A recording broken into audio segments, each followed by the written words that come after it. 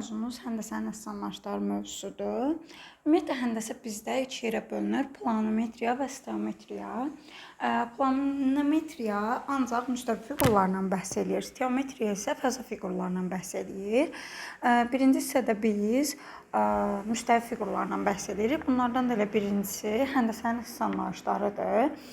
Ümumiyyətlə həndəsənin əsaslanmışları nələrdən ibarətdir? Yəni bu bölmədə biz nələri öyrənirik? Nöqtə nədir? Düz xətt nədir? Müstəvi nədir? Sonra aksiom nədir? Teorem nədir? Şua nədir? Parça nədir? Bucaq nədir? Qonşu bucaqlar, qarşılıqlı bucaqlar. Yəni ümumi bunlar haqqında məlumatlar öyrənirik. Birinci danışıq nöqtədən. Nöqtə nədir? Nöqtənin heç demək olar ki, tərifi yoxdur. Məsələn, qələmin tutaq ki, ucunu batırırıq bir hissəyə. Burada yaranan bu hissəcik, bu nöqtə adlanır nöqtə. Yəni o qara işarə adlanır bizdə nöqtə. Düz xətt nədir? Düz xətt nə başlanğıcı, nə də sonu olmayan bir xəttdir. Yəni ki, düz xəttin nə başlanğıcı var, nə də sonu var. Həm başlanğıcdan, həm də sondan sonsuz qədər uzanıb gedə bilər.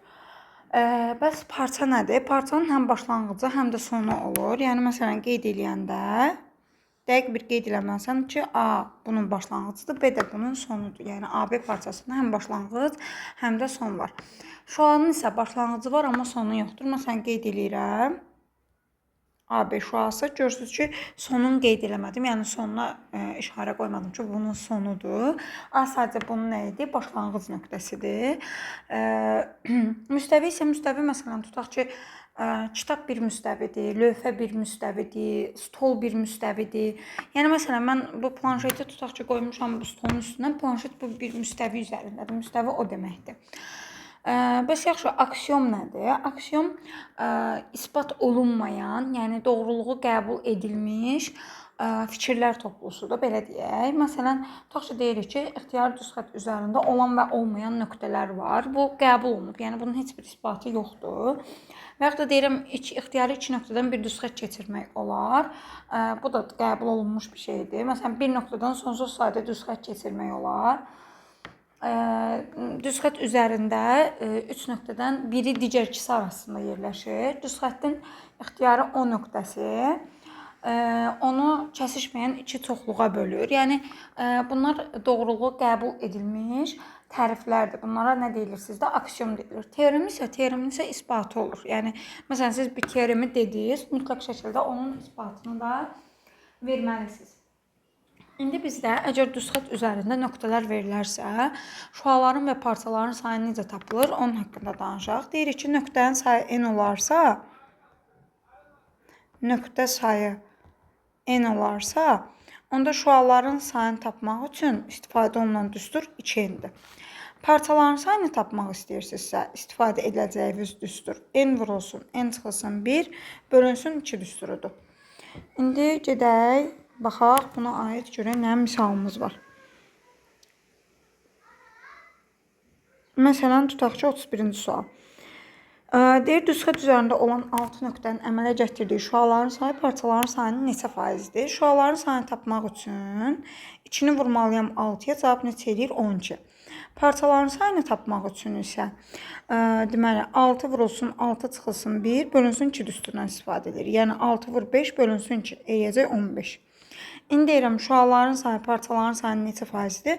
12-ni 15-ə bölüb vururam 100-ə. İxtisar aparıram 3-ə, 4 bura, 5 bura, 5 ilə də 100 gedəndə 20. 4 də 20-yi vuranda cavabı alacağım 80%. Yəni bu cür tapılır. Bir də bunun cədvəl formasında olanı var. Məsələn, burada nöqtələrin sayı 2-dir. Onda şuaların sayı olacaq bunun 2 qatı, yəni 4. Burada 3-sə olacaq 6. Burada 4-dürsə olacaq sizdə neçə? 8. N üstəgəl M, yəni 4 üstəgəl 8, çıxılsın K, yəni 6. 12-dən 6 çıxıram, cavab olacaq 6. Cavab da olacaq B variantı. Bir də parça şua haqqında misallardan maraqlı bir misala baxaq. Burada uşaqların ən çox səhv elədiyi tiplərdən biridir. 36-cı suala. Deyir, AB parçası üzərində götürülmüş C nöqtəsi 10A nöqtəsindən başlayaraq 2-5 nisbətində bölür. Söhbət bu parçadan gedir. 2-5 nisbəti bura 2x-dir, burada neçə x-dir? 5x. Hər iki ucdan 10 cm artırılır. Burada 10-dur, burada 10-dur. Onda buranın uzunluğu 2x üstə gəlsin 10 olur. Buranın uzunluğu 5x üstəgəlsin 10 olur. Təzədən nisbəti 3/5 verib. Uşaqlar deyir ki, ay müəllimə, bu bayaq 2x, 3x, 2x, 5x dedi. İndi 3x, 5x desə, axı 5x 10 sm artıb, təzədən necə 5x olur? Bu misalları bu cürünə həll eləmirsiniz. Nisbət əgər uyğun olsaydı eləyə bilərdiniz. Amma nisbət uyğun deyilsə, yazmalıyam 2x üstəgəl 10 bölünsün 5x üstəgəl 10. Bərabərdir 3 bölünsün 5. Sonra çarpaz vurub həll eləməliyəm. 10x üstəgəl 50 bərabərdir 15x üstəgəlsin 30. O da olacaq mənfi 5x bərabərdir mənfi 20, x alıram 4. AB parçasını istəyir. AB parçası bütöv 7x-dir. 7-ni 4-ə vuracam, cavab olacaq 28. Aydındırmı? Sonra baxın, burada parça ilə bağlı maraqlı bir misala baxaq. Məsələn, 17-ci suala. Sonra keçək bucaq suallarına. Deməli belə, deyir C nöqtəsi AB parçasının orta nöqtəsidir. D nöqtəsi C ilə B arasında yerləşir. AB parçasının orta nöqtəsi C-dir. Mənə şərtdə nə deyir? Deyir, D nöqtəsi C ilə B arasında yerləşir. Bura bir dənə D nöqtəsi qeyd edirəm. AD-ni verib A, bu isə bütöv nəyə bərabərdir? A-ya. BD-ni verib B, bura bütöv nəyə bərabərdir? B-yə. Məsələn, mən bu hissəni tapmaq istəyirəmsə, bütöv A üstəgəl B-də axı, A ilə B-ni toplayıb 2-yə böləcəm. Və yaxud da burada həmçinin A ilə B-ni toplayıb 2-yə böləcəm. Məndən DC-ni istəyir. DC-ni tapmaq üçün bu bütövdən çıxmalıyam B-ni. A üstəgəl B bölü 2-dən çıxacam B-ni.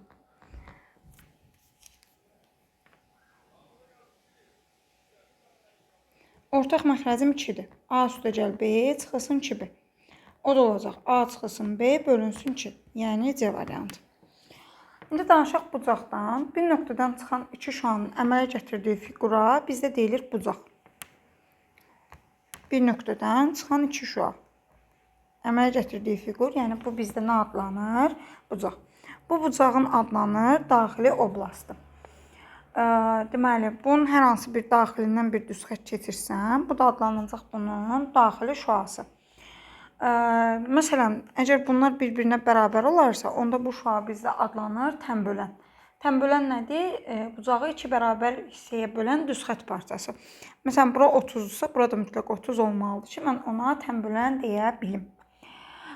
Bucağın növləri var. Bucağın növləri, məsələn, birincisi iti bucaq. İti bucaq sizdə 0-dan 90 arasında olur. Sonra düz bucaq. Düz bucaq 90 dərəcəyə bərabər olur. Bu hansı aralıqda oldu? 0-90. Sonra düz.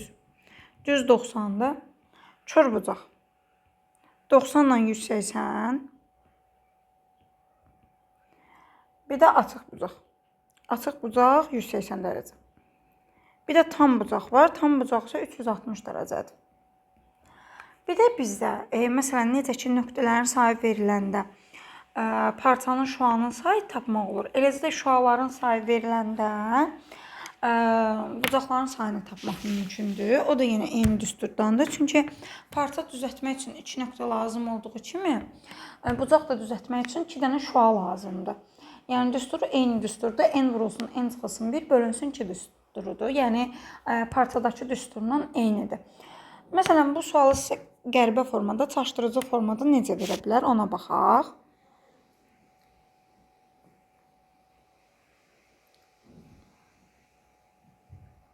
Bir saniyə. Burada burada gözümə dəymədi o sual. Gəlin özüm deyim o sualı sizə. Belə deyə bilər. Deyir, açıq bucağın təpə nöqtəsindən eyni yarım müstəvidə olan 3 dənə şua keçirilmişdir. Dərəcə ölçüsü 180 dərəcədən kiçik neçə dənə bucaq alınmışdır. Bunları necə yazırsınız? Və bu nöqtəmdir. Bu açıq bucağın özünün 2 dənə şuası var. 1, 2. Əlavə olaraq bunlar da çəkilib. Ümumi 5 dənə şua əmələ gəlib. Bucaqların sayı n vurulsun, n çıx 1 bölünsün 2-dir. Yəni 5 vurulsun 4 bölünsün 2-dir. Alıram neçə? 10. Amma cavabı 10 götürmürsün. Niyə? Çünki şərtdə deyildi yaxı 180 dərəcədən kiçik olmalıdır. Ona görə 10-dan çıxıram 1-i. Cavab neçə olacaq? 9. Aydın oldu mu? İndi baxaq başqa tip misala. bucaqla bağlı görək nə var. Məsələn, 6-cı suala baxırsınız. Bu imtahana düşmüş suallardan biridir. Qamma açıq bucaq verib. Açıq bucaq konkret dərəcə ölçüsünü bilirsiniz ki, 180 dərəcədir. Bettaya çor bucaq verib. Bunu siz özünüzə sərf edən formada çevirməlisiniz. Necə? Bettaya deyirsə çor bucaqdır. Çor bucaq sizdə 90-dan 180 arasında olur. Yəni, məsələn, tutaq, ən kiçik olaraq 91, ən böyük olaraq 179 verə bilərsiniz. O baxır sənə alfa üçün nə istəyir. Sizdən əgər deyirsə alfanın ala biləcəyi ən böyük qiymət, alfa böyük olsun deyə, sən gərək bettaya daha kiçik verəsən. Bettaya da kiçik vermək üçün bettaya verəcəm mən, deməli, 91 dərəcə. Bettaya da verdim 91. 180 bu, 91 bu. Eləyir 271. Üstə gəlinsin. Alfa bərabərdir 300. Oradan da alfanı tapıram 29. Yəni, ən böyük halda 29 dərəcə ala bilər. Sonra uşaqların çalışdığı tip budur. AOB-yə bir dənə alfa deyirəm. Onda AOC-ni tapsam, yəni buranı tapsam, olacaq alfa çıxılsın 28. Buranı tapsam, yəni BOC-ni tapsam, olacaq alfa çıxılsın 41. İndi bu üçünün cəmi olmalıdır bizdə 360 dərəcə. 3 alfa çıxılsın 69 bərabərdir 360.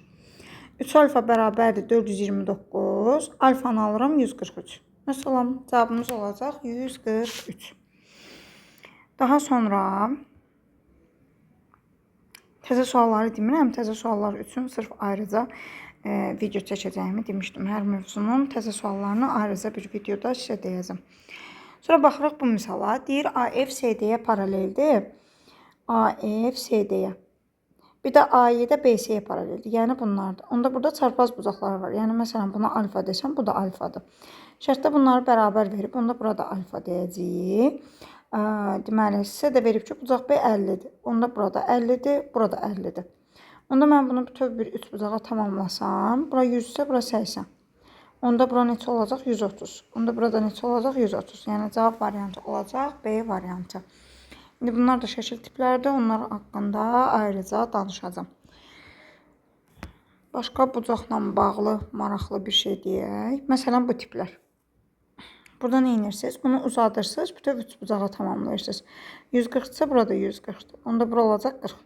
İndi mən bu təpə bucağını tapmaq üçün 180-dən çıxmalıyam 70-lə 40-ın cəmini. 180 çıxılsın 110, cavab alacam 70. Düzdür? Cavab olacaq Y variantı. Sonra baxaq başqa maraqlı nə var?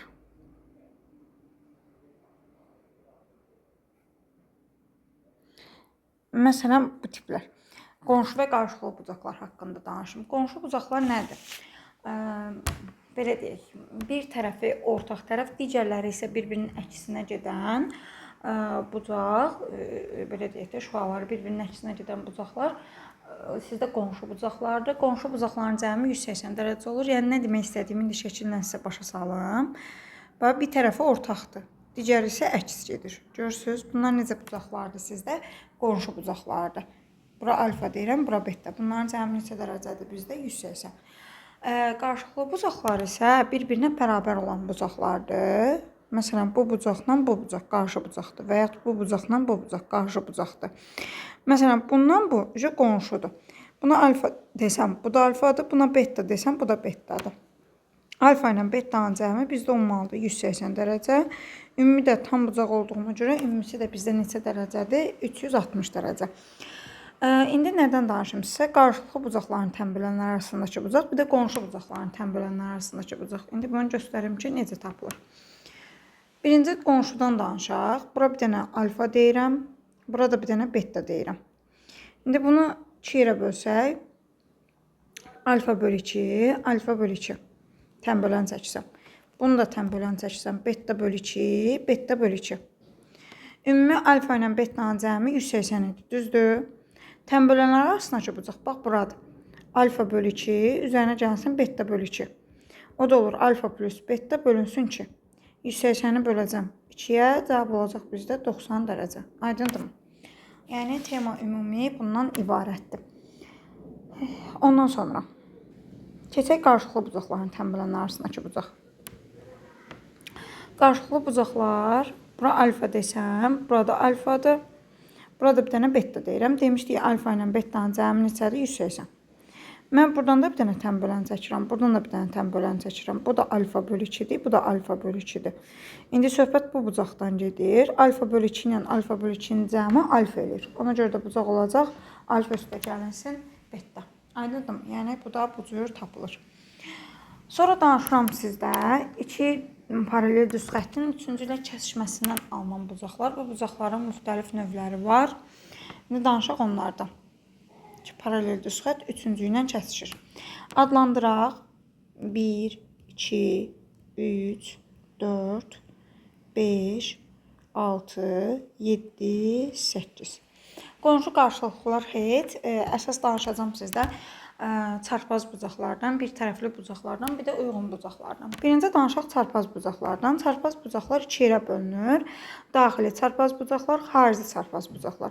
Daxili çarpaz bucaqlar adından da məlum olduğu kimi daxildə, yəni bu hissədə baxmalısınız onlara. Yəni daxildə bir-birləri ilə çarpaz olsun. Məsələn 4 ilə 5 daxili çarpazdır. Bucaq 4 və bucaq 5. Sonra 3 ilə 6, bucaq 3 və bucaq 6. Bu nədir? Daxili çarpaz.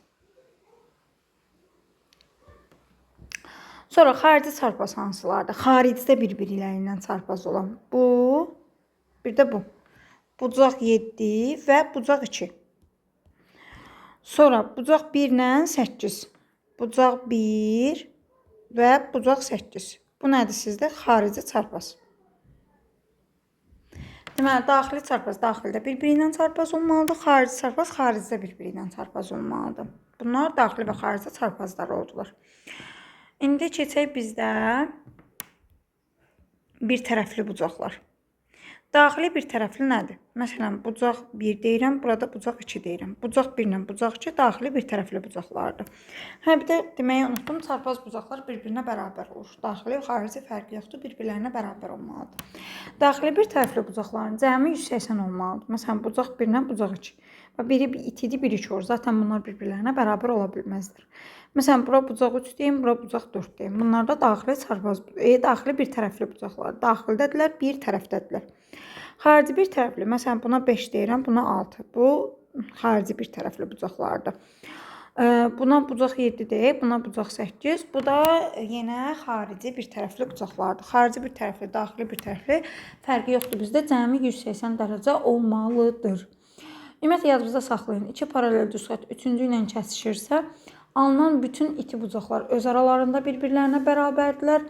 Alınan bütün kör bucaqlar öz aralarında bir-birlərinə bərabərdir. Bir iti bir kör götürsəz cəmi 180 dərəcədir. Yəni bu növündən asılı olmayaraq istənilən bir yerdən bir bucaq götürün it olsun, bir bucaq götürün kör olsun.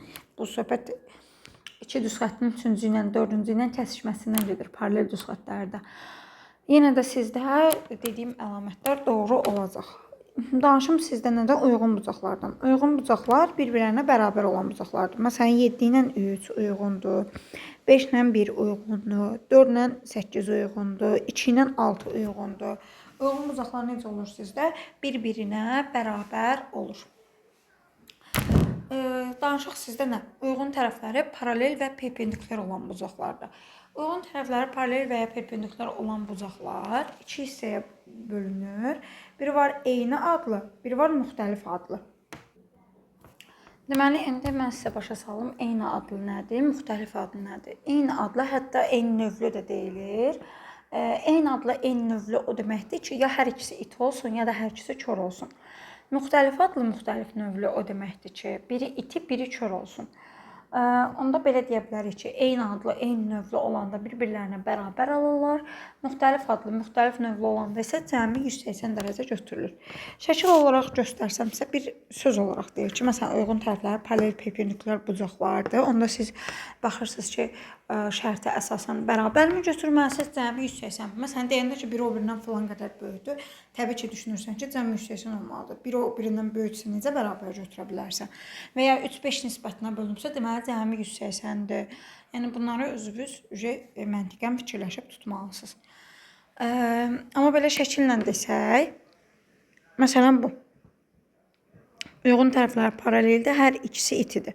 Deməli, bunlar bir-birlərinə nədirlər? Bərabər. Hətta burada balaca alınıb, bax bu da.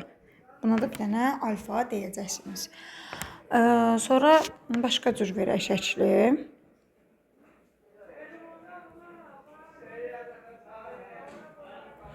Bu iti olsun, bu da kör olsun. Buralarda perpendikulyar olsun. Buradan sonra 4 bucaqlı alınırsa, yadınızda saxlayın ki, bura 90-90-180 isə bunların da cəmi 180 olmalıdır. 14 bucaqlılarda ayrıca öyrənirsiniz ki, yəni belə bir dənə qayda var. Uyğun tərəfləri burada perpendikulyar olanda formada 4 bucaqlı yaradırsa, alfa ilə betanın cəmi bizdə neçə dərəcə olmalıdır? 180 dərəcə olmalıdır. Sonra şəkil başqa cür nə deyə bilərik?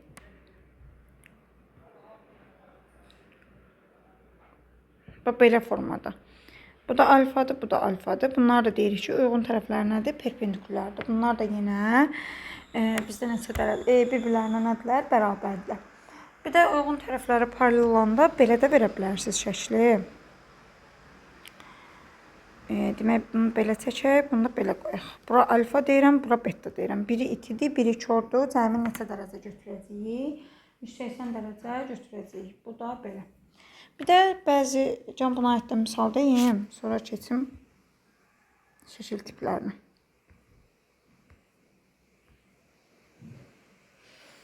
Məsələn, buna aid tutaq ki, görürsünüz, bu uyğun tərəflər paraleldir və itidirlər. Onda 30-sa 30-30 yazacağıq, cəmini istəyirsə cavab olacaq 60 dərəcə.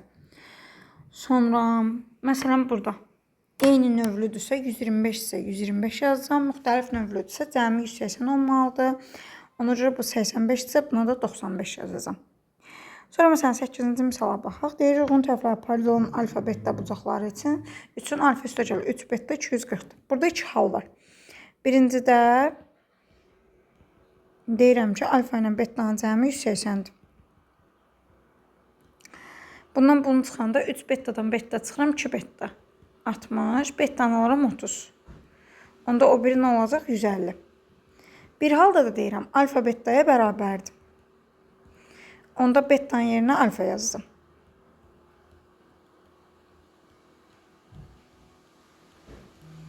Alfanı alacam 60. Onda beta nəyə bərabərdir? 60-a. Yəni 2 halımız var. Ya bir-birlərinə bərabərdirlər, ya da cəmi neçə dərəcədir bizdə? 180 dərəcə. Aydın oldu mu? İndi şəkil tiplərindən elə burada misallarımız var. Ona uyğun göstərək. Məsələn, bu şəkil tipi. Bu şəkildə, bura bir dənə alfa desəm, bura bir beta desəm, burada bir x desəm, alfa ilə betanın cəmi bizdə x-ə, yəni ortaya bərabərdir. Niyə? Buradan bir üçüncü paralel düzxət keçirsəm, bununla bu uyğundur. 9x yazacağım. Bununla da bu uyğundur. Buna da 3x yazacağım. Toplayanda bura neçə x olacaq? 12x olacaq. İndi baxaq. 12x bərabərdir 156. X neçə alıram? 13. Düzdür? BAK bucağını istəyir. Yəni bu bucağı istəyir. Birinci 9-u 13-ə vuracağım. 9-u 3-ə vuranda 27, 117.